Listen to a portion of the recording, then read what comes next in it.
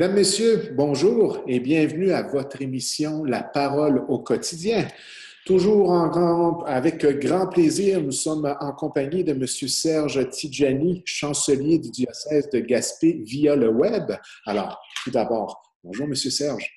Bonjour Mirko, et à tous ceux et celles qui nous écoutent, je dis un chaleureux et cordial bonjour et je les remercie aussi pour leur fidélité, de nous donner cette grâce de pouvoir entrer chez eux à travers les différentes plateformes de la télévision communautaire.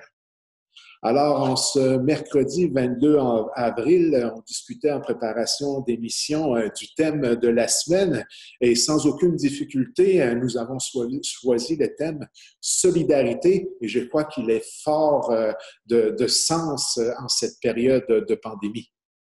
Justement, en cette période de pandémie où on est pris avec le coronavirus 19, on pourrait parler de solidarité. Et justement, cette solidarité-là, je crois qu'à tous les jours, on peut en être témoin. Oui. Vous voyez, déjà, même quand on dit c'est quoi la solidarité, moi, il y a une image d'enfant qui m'est restée. Je ne sais pas à quel âge j'avais, ça devait être 7 ou 8 ans encore. Et pour nous montrer dans le petit groupe d'amis qu'on était, je pense que c'était à l'école, pour nous montrer comment il fallait être solidaire, la maîtresse d'école a pris une petite tige. Elle l'a brisée. Et elle nous a demandé, est-ce que ça a été facile à briser? On a dit, bien oui, bien sûr. Elle a pris plusieurs tiges. Elle les a mises ensemble. Elle a demandé de briser. Ça a été plus difficile à briser. Et elle nous demandait, c'est ça, elle nous disait, c'est ça la solidarité. Quand tu es seul, ça peut se briser facilement. Mais quand vous êtes soudés à plusieurs, c'est plus difficile à briser, sinon même, c'est impossible à briser. Cette image m'est restée toujours quand je parle de la solidarité, pour comprendre que la solidarité, c'est cette attitude, cette responsabilité que nous avons de comprendre et de vivre la réalité selon laquelle nous ne sommes pas une île. Nous ne sommes pas des individus éparpillés seuls dans un mode chacun pour soi. La solidarité, c'est ce qui fait que je peux compter sur les autres pour être plus fort. Les autres aussi peuvent compter sur moi. Et la solidarité, nous le bâtissons au cœur d'un cercle ou d'une réalité. La solidarité peut être dans notre milieu familial, ça peut être dans notre village, ça peut être dans notre groupe, dans notre gang, pour parler un peu comme les jeunes. Ça peut être aussi planétaire. Et la solidarité me fait admettre que nous sommes les êtres humains là, interdépendants les uns des autres. Je ne peux pas me sauver seul, les autres ne peuvent pas se sauver seuls. J'ai besoin des autres et les autres aussi ont besoin de moi. En observant naturellement tout ce qui est publié, tout ce que l'on voit sur les réseaux sociaux, à la télévision et même dans notre entourage municipal ou régional, à tous les jours, on est témoin de gestes de solidarité dans cette situation particulière du coronavirus.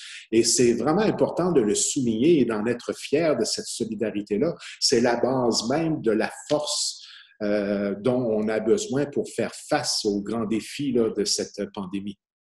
Oui, vous avez raison, Mirko. La solidarité, c'est la base de notre force, à mon avis, en général. Et plus précisément, en ce moment-ci, la solidarité déjà dans nos milieux communautaires.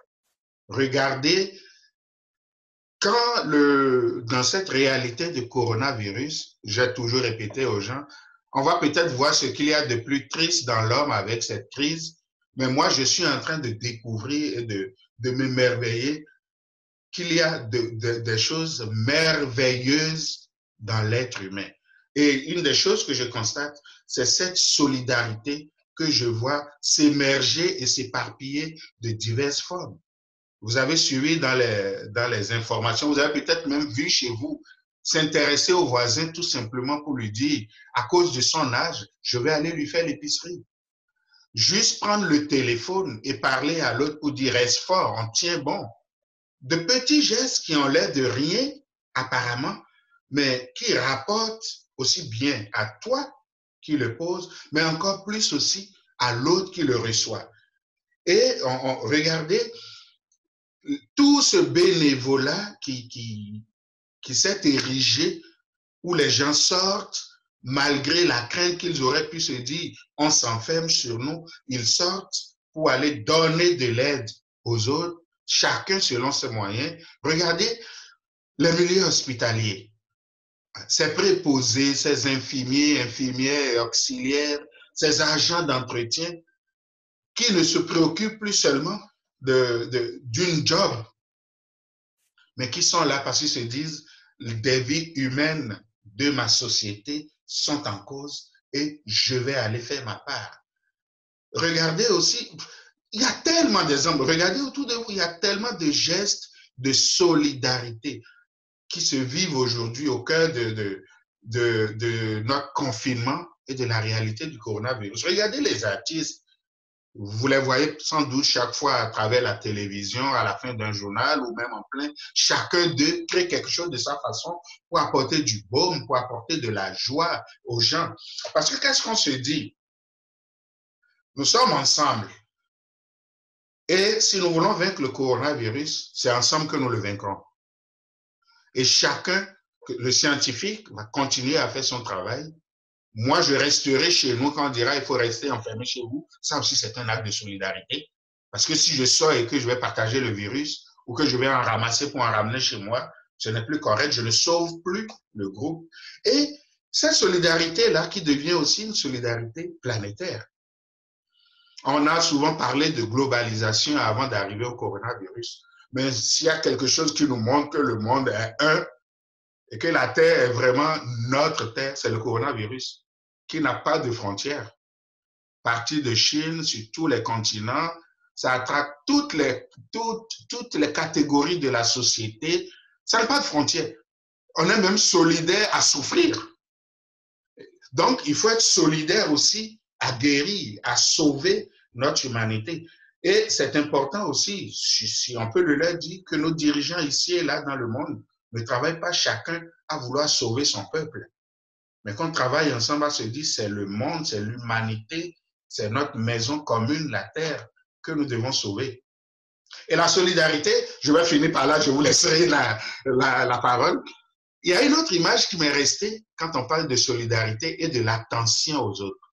Moi, dans ma langue, on dit, quand la case de ton voisin prend feu, va l'aider à éteindre. Parce que quand le feu va s'étendre de chez ton voisin, il va venir chez toi et il va continuer. Comme pour dire, le malheur des autres doit déjà me préoccuper. L'aider à sauver ce qu'il faut pour lui, pour que je n'en sois pas pris. Et pour moi, bibliquement, la plus belle phrase que je trouve en matière de solidarité, c'est quand Saint Paul dit dans la première lettre aux Corinthiens, si quelqu'un souffre, tout le corps souffre. Si quelqu'un pleure, tout le corps pleure. Si quelqu'un est dans la joie, tout le corps est aussi dans la joie. Alors moi, je m'émerveille beaucoup qu'en ce moment-ci, nous puissions redécouvrir vraiment que nous sommes des êtres solidaires, solides, aussi bien dans les problèmes que nous vivons que dans les solutions que nous avons à trouver.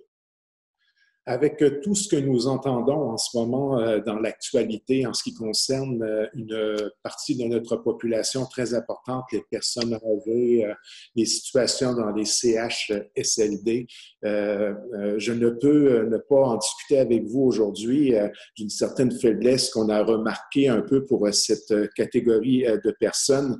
Puis on parle de gestes de solidarité qui, tant qu'à moi, nous amène à une certaine réflexion sur la façon avec laquelle on traite les gens qui nous entourent, quelle que soit la classe, quel que soit l'âge des personnes qui nous entourent. J'aimerais quand même avoir votre avis un peu.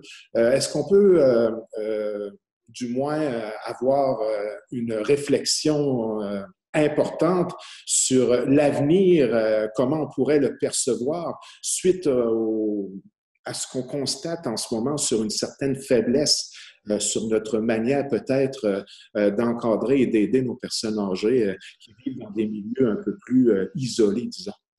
Là, Mirko, vous touchez vraiment une question qui, qui me prend, je vous le dis très, très sincèrement, en moi, et je pense que nous tous, on a été surpris de ce qu'on voit aujourd'hui, de ce qu'on entend aujourd'hui avec nos aînés.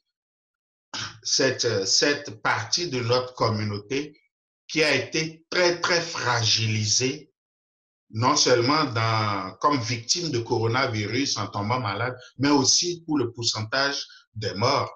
Hier, vous avez sans doute suivi encore, comme moi, de dire que au Québec, sur les 1041 décès dus au coronavirus, le Premier ministre disait hier, je répète de mémoire, 850 sont dans les résidences pour aînés, sous-entendu. Et j'ose pas dire le scandale, mais toute la tristesse de voir tout ce qui sort depuis un certain temps vis-à-vis des aînés, ceux qui sont morts, mais encore même ceux qui sont vivants dans les résidences, la souffrance des préposés et puis la souffrance de toute la communauté. On ne peut pas rester indifférent à ça parce que nous partageons la même humanité, la même dignité humaine. Et ce que je ne peux pas accepter qu'on me fasse, je ne peux pas non plus accepter qu'on le fasse à un autre. Ça, c'est très évangélique. Et dans le contexte-ci, le moment n'est pas de dire qui va-t-on condamner, à mon avis, mais plutôt de se dire on va corriger. Il ne faut plus que dans des sociétés comme les nôtres, où nous sommes très forts sur l'attention aux autres déjà à la base, disions-nous, il ne faut pas que dans des sociétés comme les nôtres, les plus faibles, qui sont déjà vulnérables, deviennent des victimes de ce qui arrive dans le monde d'aujourd'hui. Et là, je vais d'abord remercier toutes les personnes qui, dans un sursaut de solidarité, comme bénévoles, comme des gens qui ont changé d'emploi, qui ont changé provisoirement, pour aller apporter cette aide. Et de se dire, ça ne doit pas continuer. Le coronavirus nous a peut-être montré des faces cachées de ce qui se passe avec nos aînés. Et j'ose dire, à défaut de dire c'est une bonne affaire, ça nous ouvre les yeux. Mais il ne faudrait pas que le coronavirus parti, on retourne encore à ce qu'on faisait à nos aînés. On doit se réveiller individuellement, en toute conscience, mais comme société, comme gouvernement, comme système de santé, de dire on ne doit plus laisser nos aînés souffrir et mourir. Ils ont été jeunes comme nous hier, ils ont bâti la société, ils ont apporté leur part. Ils sont là aujourd'hui, nous sommes leurs héritiers. Et on n'a pas le droit de leur faire ça.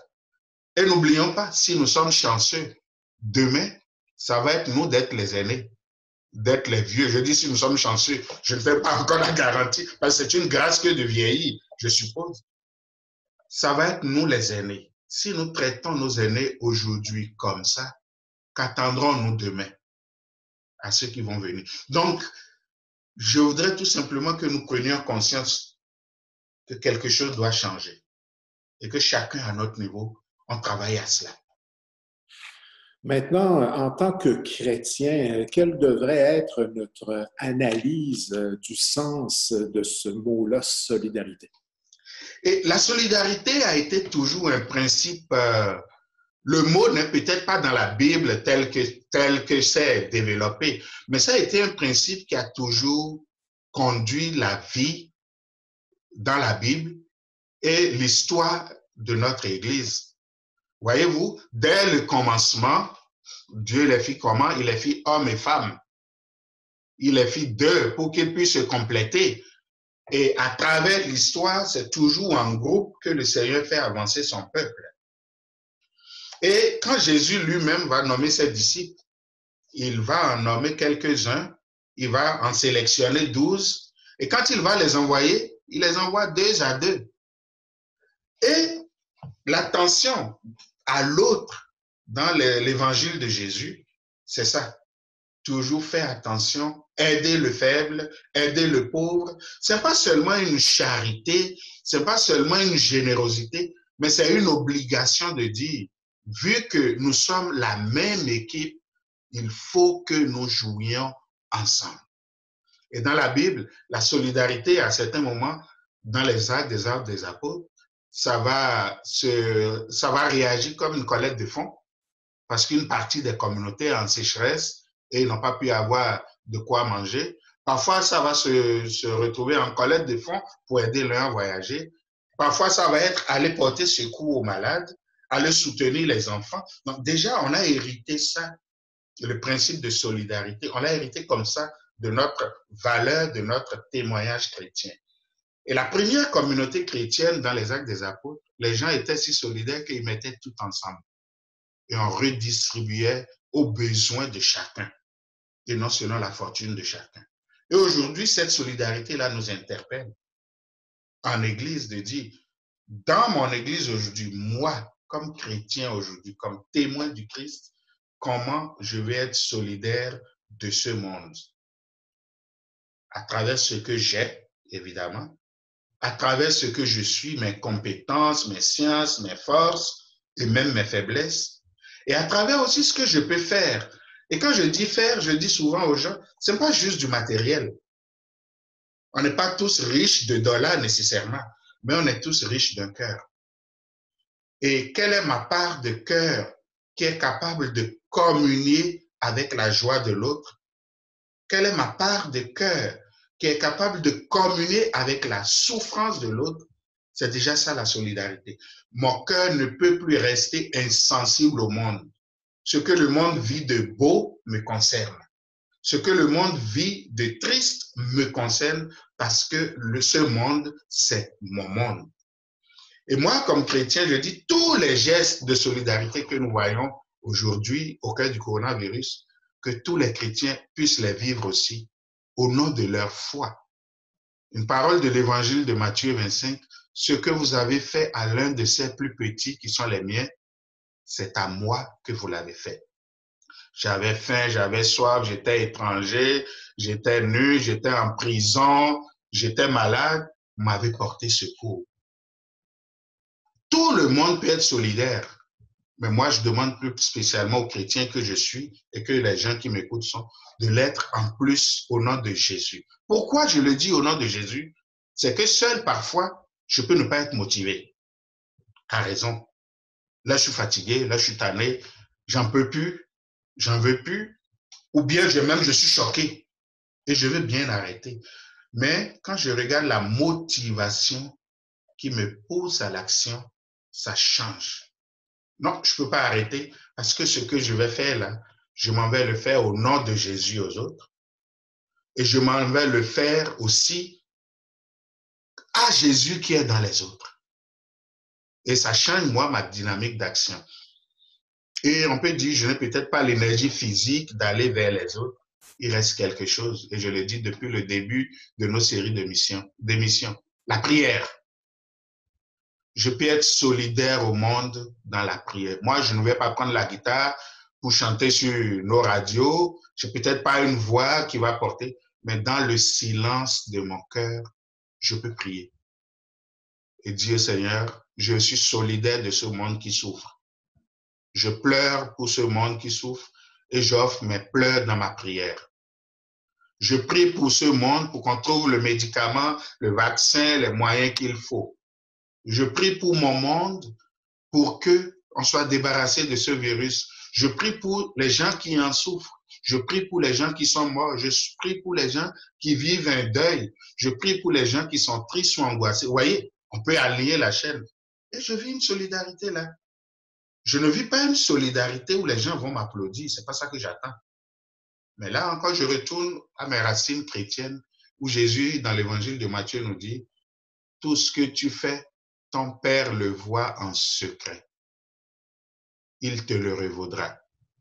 Le jour où nous sortirons du coronavirus, et j'espère que ce ne sera pas si loin, les gens vont dire la science a fonctionné, le confinement a fonctionné, et je dirais oui, bravo.